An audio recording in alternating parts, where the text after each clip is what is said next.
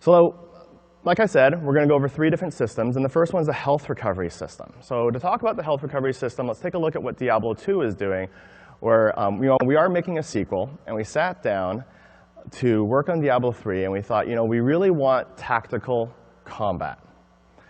And we had to think about what are the steps that we need to take to create a more tactical combat system and a more tactical combat experience for the player. And one of the areas that we identified was this potion spam that was happening in Diablo 2. Normally you would drink a potion and it would heal you up to full, and a lot of the gameplay revolved around just drinking lots of potions, and your belt would hold up to 16 potions. And we really felt that this, access to unlimited healing was causing a problem. I mean, not only does the player have, access to healing, which is, at a first order, pretty obvious, but it also diminishes the use of, damage reduction abilities or debuffs on enemies or crowd control skills. Like, there's another number of other skill options that we really wanted to see as part of your combat experience that's diminished when the player has access to unlimited healing. Let's talk more about this tactical combat, which really relates to combat pacing. And one of the realizations we had is that healing and monster damage are 2 sides of the same coin. If the player has access to more healing, then the monsters have to do more damage to threaten the player. If you have a lot of healing and not a lot of damage, then all of your content feels trivial. If you have a lot of damage and not a lot of healing, then the content feels punishing. So those 2 really need to be kept in sync with one another. And since the player has access to large amounts of healing via health potions in Diablo 2, that also resulted in very large amounts of spiky damage. Spiky damage is this instance of this damage that comes out of nowhere and one-shots you. And that's really how a lot of players wound up dying as you progress farther in the game. Through a lot of play testing, we established that we really like this idea of there being about 3 to 5 seconds to go from full health to dead. I'll kind of show you what that looks like. So here's a video of our monk running around in the outdoor world. And he sees a little bit of danger, and he takes a little bit of damage. And for those of you who haven't played Diablo 3 before, the health globe in the bottom left represents your health. And you can see as the monk is fighting, the monk is taking some damage, and the health pool is coming down. But there's a lot of time to go into that situation and really figure out what's going to happen. That 3 to 5 seconds is critical to recognize the danger, assess the situation, and react accordingly. And this is kind of what we really came on to as we said, we have to create monster damage, pacing, and healing rates that support this philosophy. Here's what it looks like when the damage is too high. This is what we were calling spiky damage. I walk in, I'm taking huge amounts of damage, and I die, right? And it's pretty obvious and almost humorous sometimes, right? You kind of chuckle that, of course, now who'd want to play that game?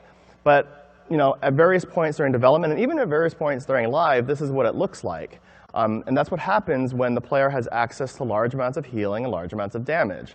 If you're working on a dev team right now and you find that you have large amounts of spiky damage, I'd probably step back and maybe take a look at your healing mechanics and decide whether or not, evaluate whether or not those are too potent. Just dying over and over. So let's go over some of the iterations that we went through to solve this healing problem. The first iteration that we took was this notion of potion dilution. This is an idea that we threw out really early on. It was, we kind of came from looking at Diablo 2, and we said, what if every time I drank a health potion, the next potion was reduced in effectiveness? 75%, 50, 25%. The idea being, maybe if I knew that my health potions weren't going to heal me for as much, I'd be a little bit more frugal with my potions. And I'll say right now that we weren't totally thrilled with this solution as we're putting in, but we did it anyways, and that's part of iteration. Like I said, we have to avoid the grand reveal, and we have to be willing to fail. And we knew that even though this might not be a solution that we were willing to ship with, it was something that was going to teach us a lot more about the problem. And teach it did. What we wanted was for players to be more frugal with potions. What we got was even more potion spam. I mean, if you think about it, if my potion's only going to heal me for 25% the regular value, I'm just going to drink 4 times as more. That's kind of the player reaction. One of the big lessons we learned from this is, sometimes like diminishing returns or soft limits aren't always a good idea, particularly in a case where there's a fast-paced combat situation, and I have to make a decision between whether or not to drink a health potion based on a potion dilution scaler that's going to happen later. That's simply not going to happen at this high-paced action pacing. So obviously that didn't work. So we stepped back a little bit and we said, what are we going to try next? And we tried what we call non-combat regeneration. So this is a little bit of an idea that we borrowed from WoW. So World of Warcraft was out at the time, and for those of you who played, there's a notion of being in combat and being out of combat. If a monster is aware of me, then I'm in combat, and if there's no monsters around that are aware of me, then I'm out of combat. And that sounds pretty cool. So here's what that looked like. So here's my monk again. I'm running through the dungeons. I get locked in combat with one of the cultists. Again, in the bottom left corner, you can see I'm starting to take a little bit of damage. But as soon as I kill that last cultist, I'm no longer in combat, and I automatically heal to full. This is achieving a lot of the goals that we set out earlier. 3 to 5 seconds of combat pacing. You can kind of imagine if there was 5 cultists around me, I'd probably be in a lot more trouble. I have to play a little bit more strategically. If I'm in combat, I really have to watch how much damage I think I'm going to take. If I'm out of combat, I'm safe. I get to heal back to full. Very promising. Had a couple problems.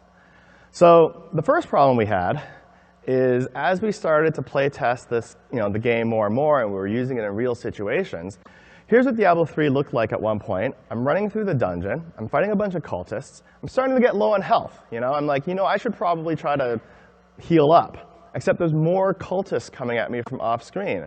Not to mention, in an action RPG, if I'm locked in combat nonstop for 5 minutes, that's actually a really good thing. Like I don't want the mechanics requiring me to deliberately drop out of combat. Here's another problem that we had. Again, I'm damaged. I want to heal. So I kill the last monsters that are with me, but I'm not healing yet. What's going on? I come around the corner and I realize, oh, there's some monsters on the other side of the jail cell behind, maybe possibly off screen that were aware of me but couldn't path to me, so they were locking me in combat. If you think about this sort of World of Warcraft perspective, like the monster distribution in World of Warcraft sort of has, monster, empty space, monster, empty space. And it has this nice pacing that allows you to go in and out of combat. But in Diablo, it's not like that at all. We have monsters all over the place. We're an action-based RPG. We want to keep the action going forward. So this idea that I'd want to actually drop out of combat was not relevant for us. It didn't work. And we needed it to be really obvious when you were in combat and when you weren't. It was unacceptable that a monster could be underground or flying or stealth or off-screen that would be keeping me in combat, because that was my core healing mechanic. But if you remember that first video I showed you, where it kind of showed a lot of promise, so we wanted to explore the idea more. So the next thing we tried is what we call defensive regeneration. Here the idea is, if 3 seconds pass without taking damage, then slowly heal back to full. I mean, that makes a lot of sense, right? Because we had a in-combat, out-of-combat system. It had a lot of promise, and maybe it's just the rules weren't right. It's also made a lot of sense to us because there's a lot of FPS games. In fact, most FPS games do exactly this. You're out in the world, you're taking a lot of damage. It works so well, in fact, that some FPS games get away without even a health bar at all. They set the edges of the screen to be red. You hear your heartbeat, heavy breathing. These are all cues that you're taking a lot of damage. So what do? You just back off a little bit, try to avoid taking damage for 3 seconds. Then those cues stop. You're back at full. You get back into the action. And we know FPSs are action-based games as well. So here's what that looked like in Diablo 3. So here we have the 3-second rule where I need to get out from taking damage. I've left the mouse cursor on in this video so you can kind of see what the player is doing. And you might pick up on the fact that there's not a lot for the player to do when they're running away from monsters. I want to heal up, so I run away from the monsters, and then I just kind of move around in circles, like a chicken with its head cut off. It's not exciting. It's not engaging. And most importantly, it's not fulfilling my fantasy. This idea that I don't want to take damage, I want to heal some more, so I'm just going to back away and run around in circles. We got a lot of complaints about that during internal playtesting. So the lesson from that is the mechanics that we have are going to induce particular behaviors in players. We all know this to be true. But those behaviors that we induce, we want it to be fantasy fulfilling. Why does the 3-second regeneration rule work so well in first-person shooters? It's because hiding, lying prone, taking cover, going inside a room, these are all parts of my core fantasy in a first-person shooter game. But they're not part of my core fantasy in a top-down action RPG. So the lesson there is that just because a mechanic works in one genre of game doesn't necessarily mean you can port that mechanic directly over and hope that and expect it to work. So in this case, we had to continue to iterate. So in thinking about the next iteration, we have said, okay, we know that we want the mechanic to match the fantasy. If our fantasy is not running away from monsters and running around in circles for a long time, what is it? And really, it's killing enemies, and that's what got us to health globes. The idea here was maybe if I need to heal, my best course of action is to get farther into combat, kill some more monsters, hope for a health globe drop, and collect it. And for those of you who played, you know that that's the system that we ultimately shipped with. We're very happy with it. Here's what it looks like in combat. So I have some damage. I want to heal. So I kill some monsters. Boop, out comes a health globe. And I just walk over and pick it up, and then I heal back up to full. Huge success.